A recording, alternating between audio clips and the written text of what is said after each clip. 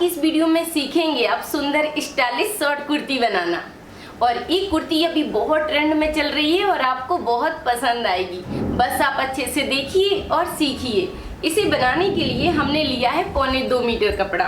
अब हम इस कपड़े को फैला लेते हैं। इस कपड़े का अर्ज है 42 का। अर्ज के साइड से इस कपड़े को हमने रखा है क्योंकि इसमें नीचे की साइड बॉर्डर है, तो कटिंग करेंगे अर्ज की साइड से। अब हम इस कपड़े को 4 लेयर में रख लेंगे। इस तरह से डबल किया और इसको एक बार फोल्ड और कर देंगे तो ये हो जाएगा 4 लेयर में। तो अच्छे से आपको कपड़े को रख लेना है। खुली वाली साइड बाहर की साइड रहेगी और जॉइंट वाली साइड अपनी साइड रहेगी। ठीक है, इस तरह से कपड़े को रखिए। फिटिंग की कुर्ती बनाने के लिए आपको अपनी कुर्ती लेना है और उससे नाप लिख कर रख लेना है, जिससे आपको निशान लगाने में आसानी होगी। अब यहाँ पर ध्यान दीजिए कि आपको लंबाई कितनी पसंद है। जितनी भी लंबाई आपको पसंद है उसमें 1.5 इंच एक्स्ट्रा मिला लीजिए और यहाँ पर लंबाई का पहले निशान लगा देंगे। तो इसको जैसे मुझे तैयार करना है 29 इंच में, तो यहाँ पर 1.5 इंच को एक्स्ट्रा मिला दिया और 30.5 इंच पर निशान लगा दिया। ये निशान हो गया है लंबाई का। दूसरा निशान लगाएंगे इधर से ही आर्म होल के लिए। ये निशान हो गया आर्म होल के लिए। ऊपर से कमर की लंबाई का निशान लगाएंगे 14.5 इंच पर और चाक के लिए निशान लगाएंगे यहाँ पर 20 इंच पर। अब इन निशानों को पहले हम सीधा कर देंगे।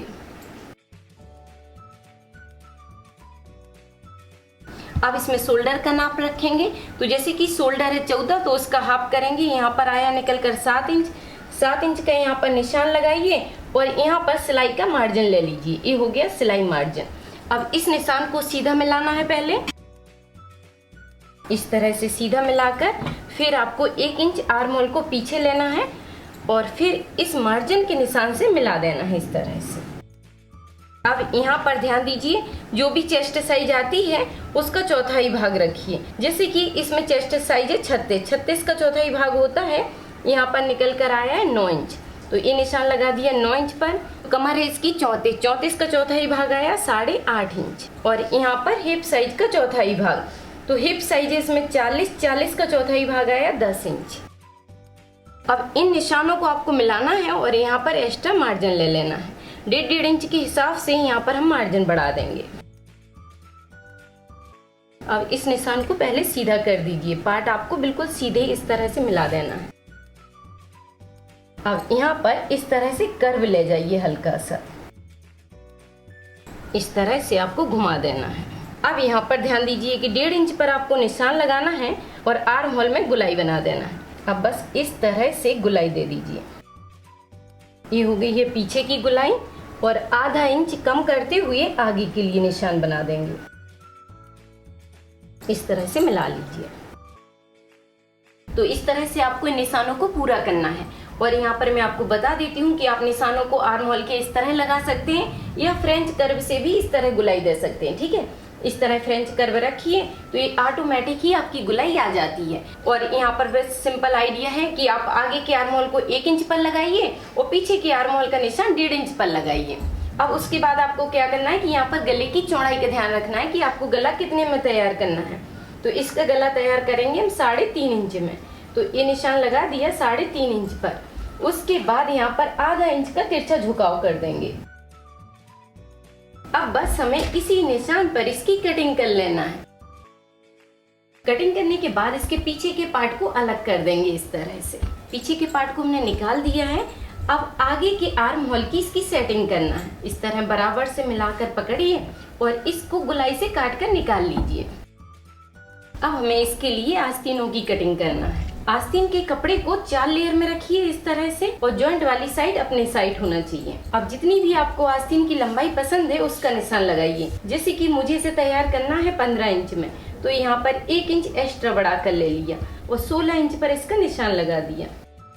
ऊपर से निशान लगाएंगे 3 इंच पर। इस तरह से आर्म होल की यहाँ पर गुलाई जाएगी। अब आस्तीन की जो भी गुलाई होती है उसका निशान लगाइए। तो जैसे कि इसकी गुलाई है 17 इंच, तो ये निशान लगा दिया है हमने 8.5 इंच पर। उसका हाफ करिए और इस तरह से निशान बना लीजिए। यहाँ से 2 इंच पर निशान लगाया और इस तरह से बस कर्व देते जाना है आपको। यहाँ पर मोहरी का निशान लगा दीजिए। जैसे कि मोहरी की गुलाई है इसकी 11 का हाफ रखना है यहाँ पर 5.5 इंच और यहाँ पर 1.5 इंच का मार्जिन।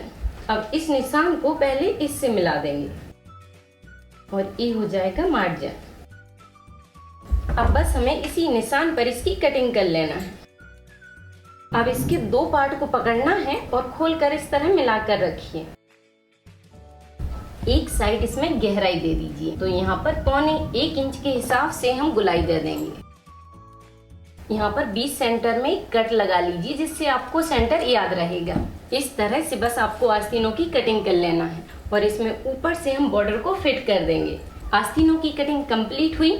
अब हमें कटिंग करना है गले की। बकरम का आपको एक पीस लेना है और उसको डबल में फोल्ड करके रखना है। अब जो भी गले की साइज का आपने निशान लगाया है, उसी निशान को आपको बकरम पर लगाना है। ठीक है, तो यहाँ पर हमने निशान लगा दिया है 3.5 इंच पर और यहाँ पर 1 इंच में थोड़ा सा कम यहाँ पर ले लिया।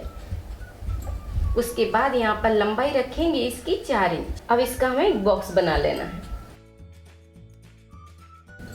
अब इसमें गुलाई दे दीजिए बस इस तरह से। गुलाई बनाने के बाद यहाँ पर हम नीचे की साइड और इसकी गले की लंबाई को बढ़ा लेंगे इस तरह से।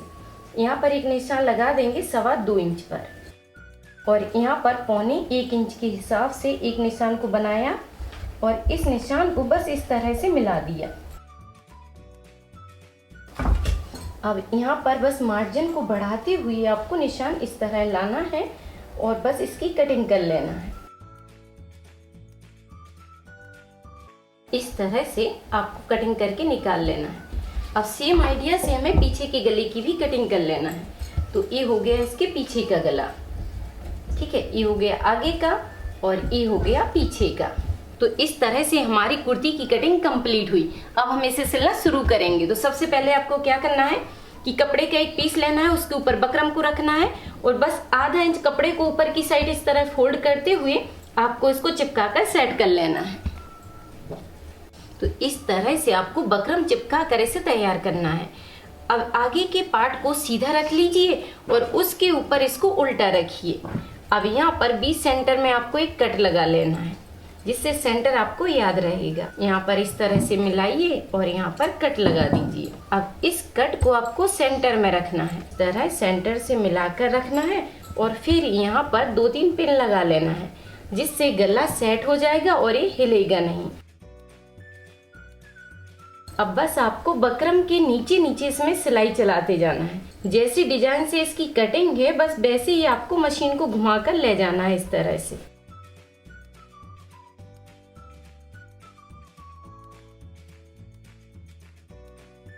तो इस तरह से आपको सिलाई डालना है। उसके बाद पिन को हटाना है और 2 पॉइंट के कपड़े को यहाँ पर छोड़ते हुए इसकी कटिंग कर लेना है इस तरह। यहाँ पर भी आपको इस तरह से कट लगा देना है। बस यहाँ पर ध्यान देना है कि सिलाई नहीं कटनी चाहिए और कट को लगाते हुए अंदर की साइड इसको पलट दीजिए।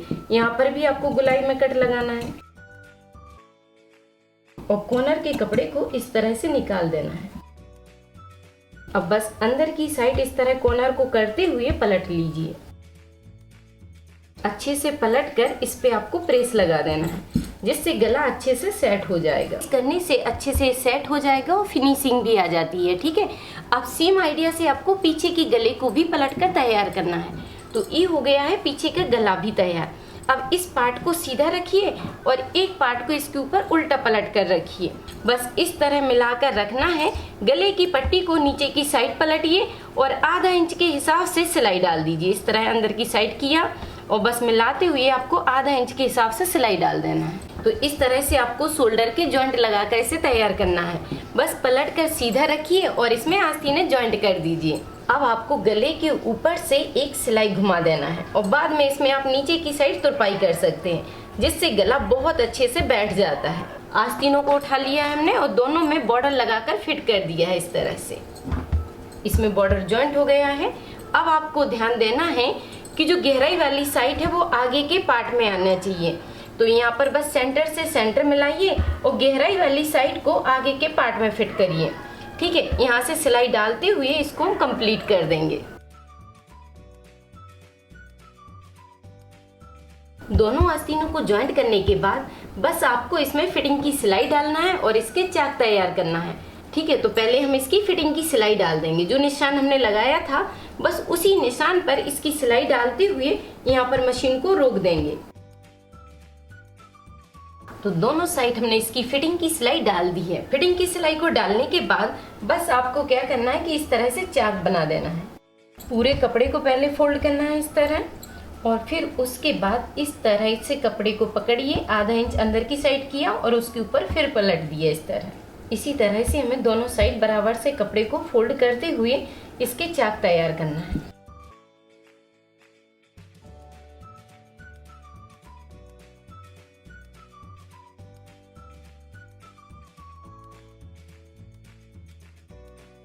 इस तरह से आपको इसके चाक तैयार करना है। अब आप देख सकते हैं कि कितनी सुंदर और कितनी जल्दी से शॉर्ट कुर्ती बनकर तैयार हो गई है।